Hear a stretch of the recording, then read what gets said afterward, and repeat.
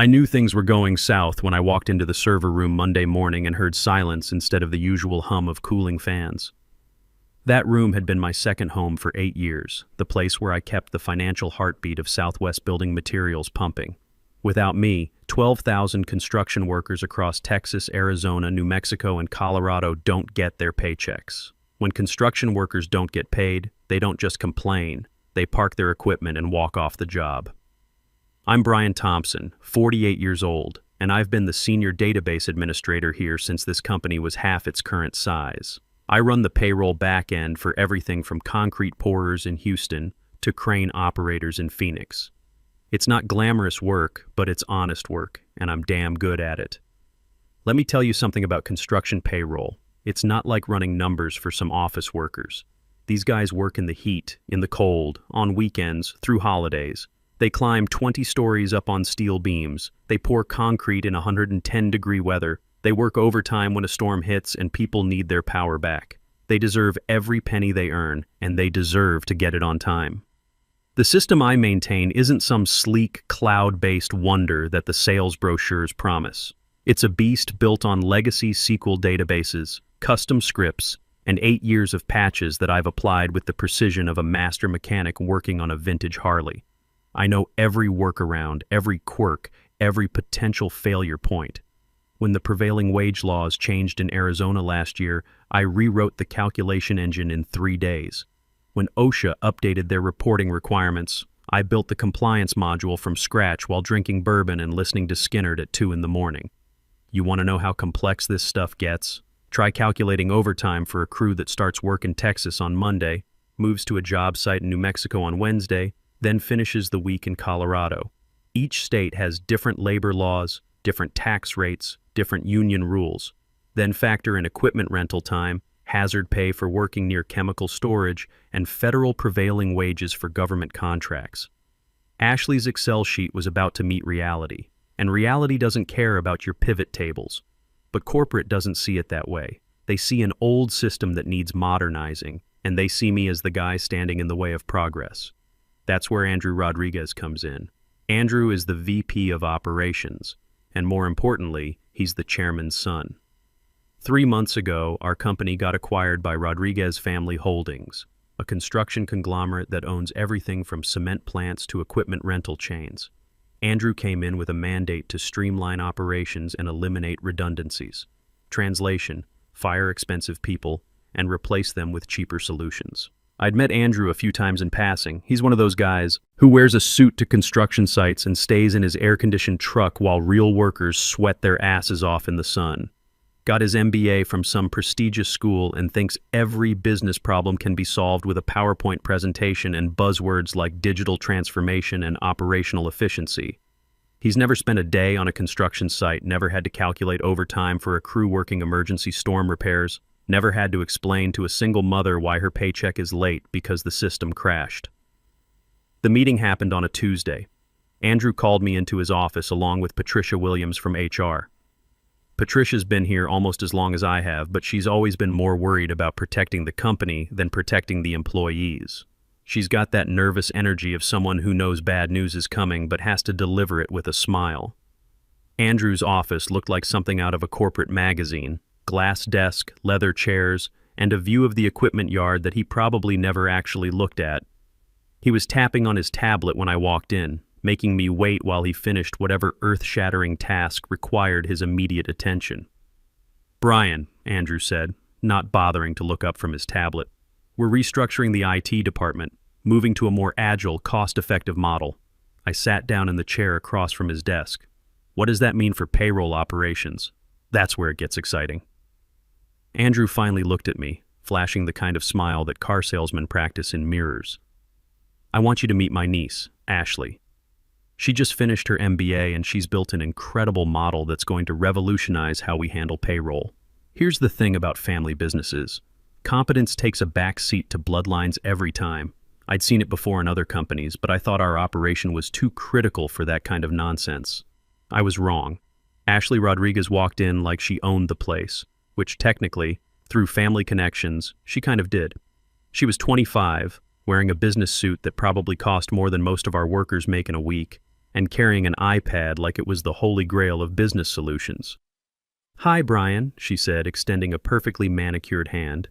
"I've been reviewing your processes. Very thorough, but also very manual. I think we can do better." The way she said manual made it sound like I was still using an abacus and stone tablets. "Better how?" I asked, though I had a sinking feeling I already knew where this was heading. Ashley set her iPad on Andrew's glass desk and started swiping through screens with the confidence of someone who'd never seen a real system crash and burn. "I've built a comprehensive payroll solution in Excel. It's cloud-based, it's intuitive, and it can handle all the calculations you're currently doing with those old SQL databases." I stared at her for a long moment. "Excel? You want to run payroll for 12,000 construction workers with a spreadsheet?" "Not just any spreadsheet," Ashley said, getting a little defensive. "This has pivot tables, conditional formatting, automated macros. It's like having a database, but user-friendly." User-friendly. That's what they always say when they want to replace something that actually works with something that looks prettier. I've been in this business long enough to know that user-friendly usually means it works great until it doesn't, and then you're screwed because nobody understands what's happening under the hood. I looked at Andrew, hoping to see some sign that he understood how insane this was.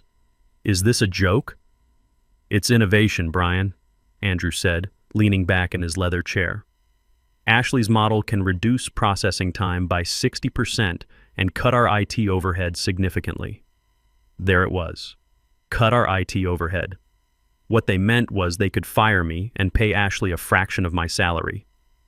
I'd seen this movie before at other companies.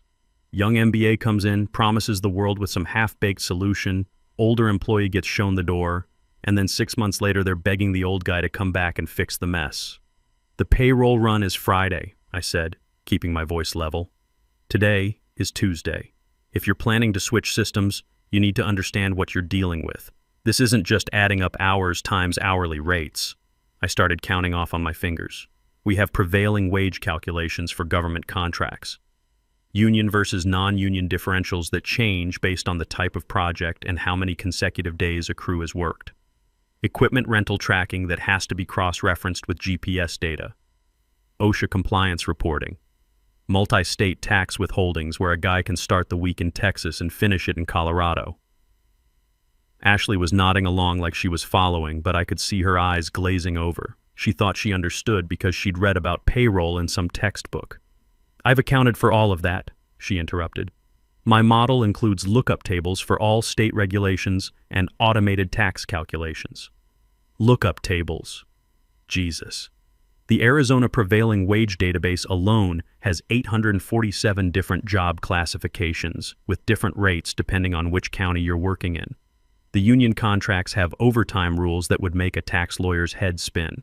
You've got guys who get time and a half after 8 hours, double time after 12, but only if they're working on certain types of projects. Then you've got hazard pay that kicks in if they're working within 500 feet of chemical storage. But the rate changes based on what chemicals and how close they are. "Ashley," I said, trying to keep the condescension out of my voice, "have you ever calculated prevailing wages for a federal highway project?" "I've studied the regulations," she said. "Studying and doing are two different things. You know what happens when you get prevailing wages wrong on a federal contract. The Department of Labor comes in and audits everything. They can fine us for every hour that was calculated incorrectly going back 3 years. Andrew waved his hand dismissively. "We'll have compliance reviews. Ashley's model includes error checking. Error checking in Excel, right. Like conditional formatting was going to catch it when some crew foreman in El Paso enters his time wrong and Ashley's lookup formula returns the wrong wage rate for 40 guys working a government job." "Brian," Patricia finally spoke up, "we'll need you to provide Ashley with all the necessary passwords and documentation for a smooth transition." "Documentation?" I laughed, but there was no humor in it. "Most of the critical processes are in custom scripts I wrote over the past 8 years. The real knowledge isn't documented anywhere, it's in my head. That's the thing about systems that actually work in the real world. They're not built from some textbook. They're built by people who've been doing the job long enough to know where all the bodies are buried. I know that the time clock system in the Phoenix warehouse has a glitch where it sometimes double stamps entries after 11 p.m., but only on Wednesdays, and only if the network load is high. I know that the union contract for the concrete crews has a clause about meal breaks that nobody else remembers, but if you don't account for it, the guys don't get their meal penalty pay. Ashley doesn't know any of that. She's got her pretty spreadsheet with its color-coded cells and its fancy formulas, but she's never had to explain to Big Jim Patterson why his crane operators are showing up as earning less than minimum wage because some calculation went sideways. Then we'll need you to document everything before you go, Andrew said, and that's when I knew for sure they'd already made their decision. They weren't asking for my input or trying to understand why their plan was doomed. They were giving me my walking papers and expecting me to train my replacement. When's my last day? I asked. Friday, Andrew said, after the payroll run. We want to make sure there's a smooth transition. And if the transition isn't smooth? Ashley jumped in again. It will be. I've tested my model extensively. On what data? Sample data from the HR system, plus some theoretical scenarios. Sample data. Theoretical scenarios. She'd tested her revolutionary payroll solution on make-believe numbers. It was like testing a race car by driving it around a parking lot at 5 mph and then assuming it would handle the Daytona 500. I stood up, my knees popping the way they do when you've been sitting too long or when you're about to make a decision you know you'll either regret or celebrate. All right then, I guess we'll see how it goes. That's the spirit, Andrew said, already looking back at his tablet. Patricia will have your severance paperwork ready by end of business. I walked toward the door, then stopped and turned back to Ashley. One piece of advice. She looked up from her iPad, probably expecting some technical tip about database connections or file formats. When the system crashes, I said, and it will crash, don't panic. Just remember that 12,000 people are counting on their paychecks to pay rent and buy groceries. That might help you prioritize. The look on her face told me she still didn't get it. She thought this was just numbers on a screen. She had no idea she was about to be responsible for people's lives. I didn't argue anymore. I didn't try to explain why Ashley's approach was doomed to fail worse than a paper airplane in a tornado. Sometimes the best teacher is experience, and Ashley was about to get an education that no MBA program could provide. The next 3 days were like watching a slow-motion car crash. I spent Wednesday and Thursday doing exactly what they asked, documenting everything I could think of, creating user guides, and writing step-by-step instructions. But here's the thing about complex systems that have evolved over 8 years. You can't document institutional knowledge. You can't write down the gut feeling you get when something doesn't look right, or the instinct that tells you to double-check a calculation because it seems off by just enough to matter. Ashley shadowed me those 2 days, taking notes on her iPad and asking questions that showed she had no clue what she was getting into. Why do you manually verify the Arizona wage classifications? She asked Wednesday morning as I ran through the pre-payroll checks. Because the state database has been corrupted since 2019, I explained. It shows the right wage rates, but about 3% of the job classifications return wrong county codes. If you don't catch it, guys working in Phoenix get paid Tucson rates, which is about $4 an hour difference. Can't we just fix the database? It's a state system. We don't control it. We just have to work around it. She made a note on her iPad.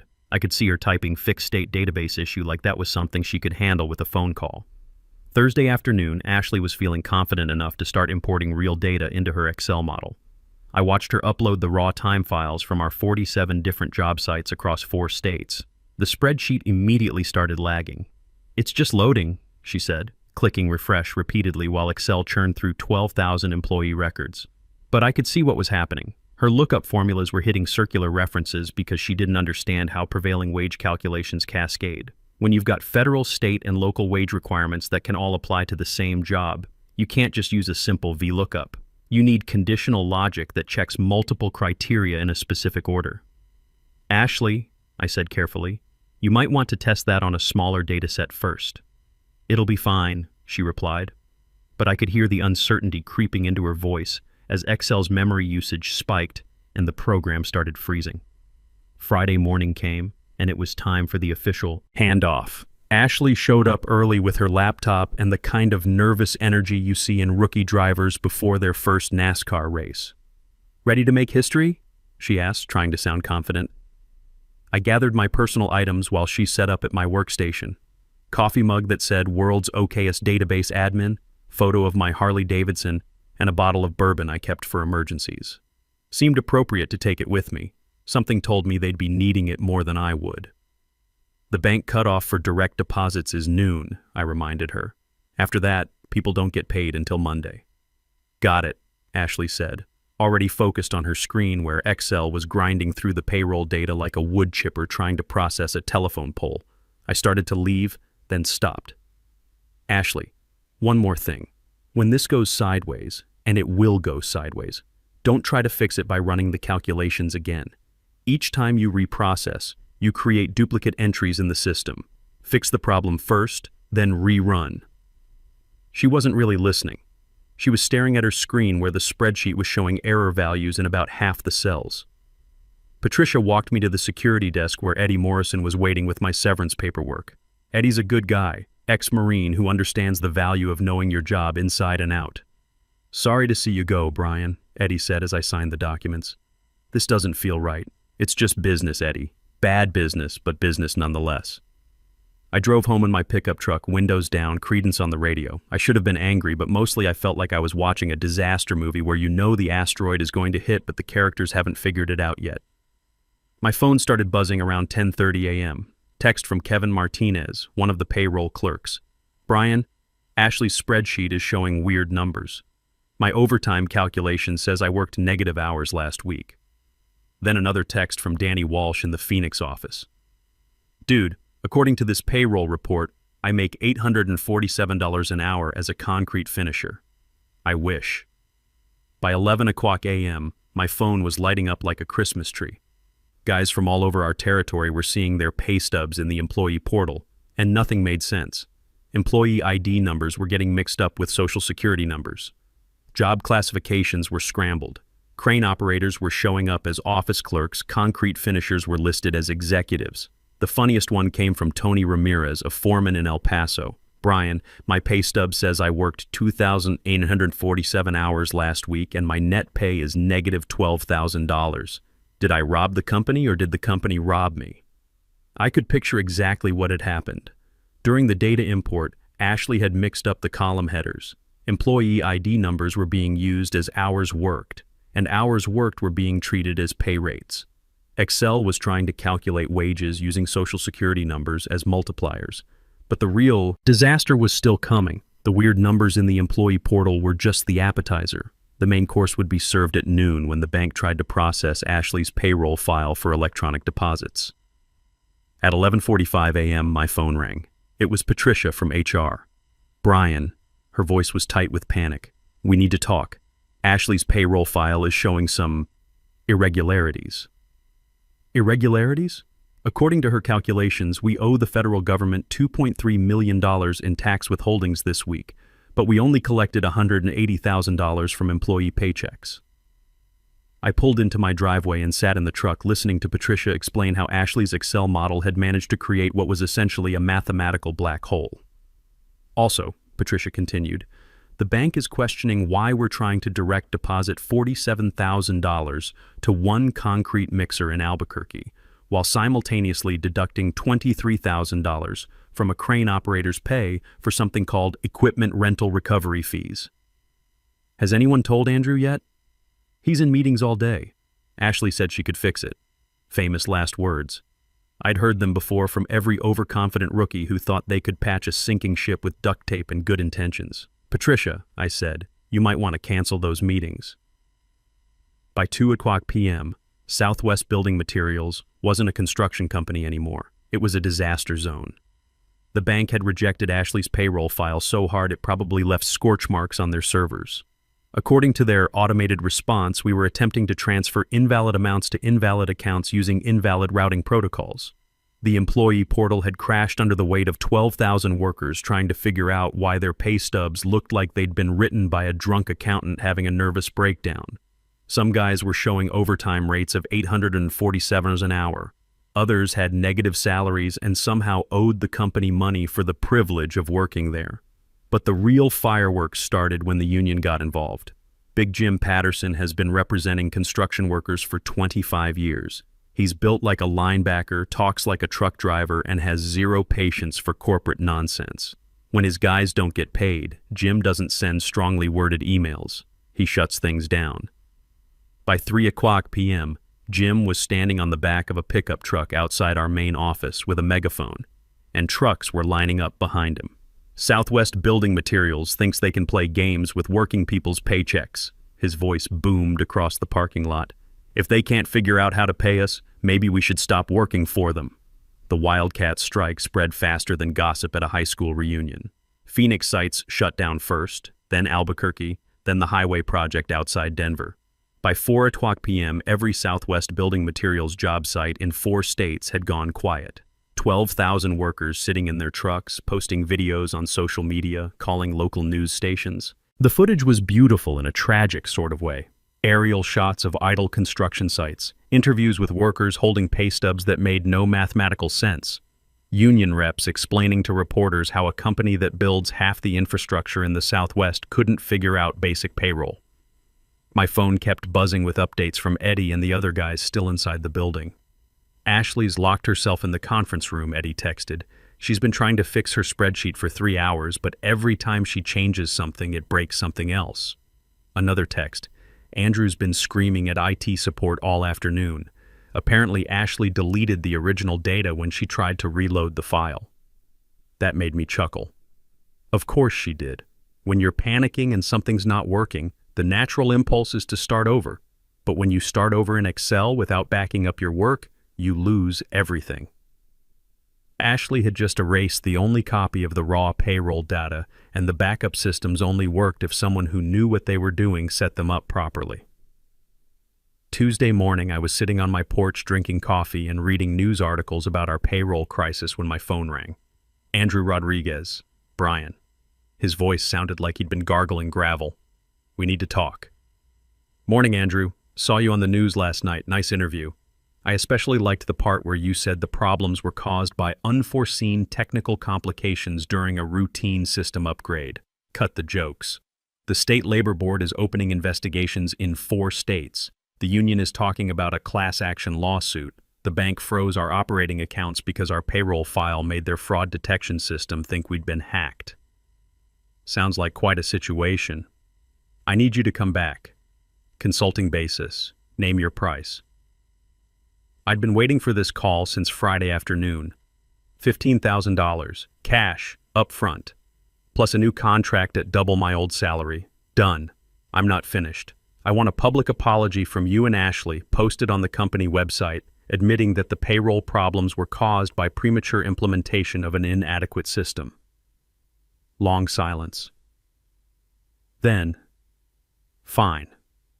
And one more thing. I report directly to the CIO now, not to operations. I'm done dealing with people who think Excel is enterprise software. Whatever you need, Brian. Just fix this. I drove back to the office Wednesday morning. The parking lot still had union guys camped out, but they waved when they saw my truck.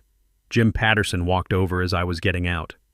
Brian, tell me you're here to save our asses. Working on it, Jim. You guys should see some action by Thursday morning. What about back pay for the time we've been sitting here, every penny, with overtime for the guys who were scheduled to work? I walked into the building like I owned it, because for the next few days I basically did. The server room felt like coming home after a long trip. I fired up my workstation and started digging through the wreckage Ashley had left behind. It was worse than I'd expected. She hadn't just corrupted the payroll data. She'd managed to lock the database tables, create circular references in the tax calculation modules, and somehow convince the system that we employed 847,000 people named error.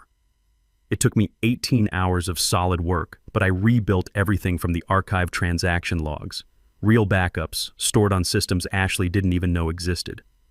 By Thursday morning, I had a clean payroll file ready for the bank.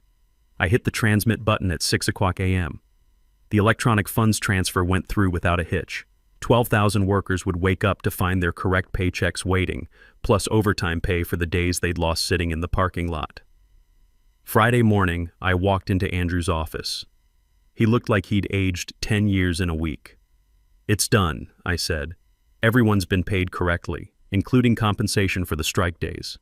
Thank you, he said quietly. Where's Ashley? Reassigned to marketing research. Turns out family connections only go so far when you cost the company millions of dollars and nearly trigger a federal investigation.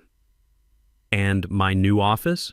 Andrew gestured toward the corner office with the windows overlooking the equipment yard. All yours. I had them put in a new coffee machine. I walked to my new desk and sat down in the leather chair.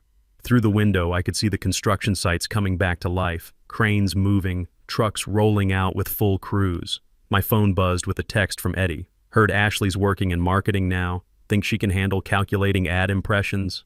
I opened my desk drawer and pulled out the bottle of good bourbon I'd been saving for a special occasion. This qualified. Sometimes the old ways are the best ways. Sometimes experience trumps innovation. And sometimes, when corporate tries to fix what isn't broken, they learn the hard way that some jobs require more than just an MBA and an Excel spreadsheet. I poured a shot into my coffee mug and raised it toward the window. Here's to keeping the beast running and making sure working people get what they've earned. That's worth drinking to.